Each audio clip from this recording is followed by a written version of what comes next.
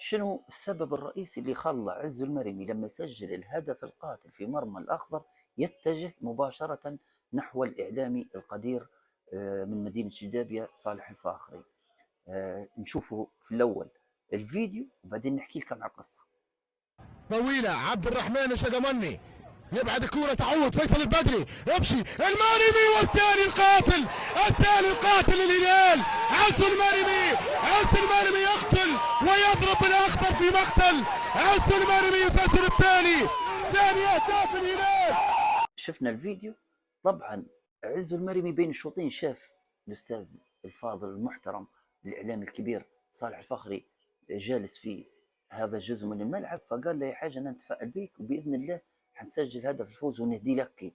وهو اللي صار فعلا، سجل عز المرمي الهدف في الدقيقة 96 واتجه مباشرة نحو الأستاذ المحترم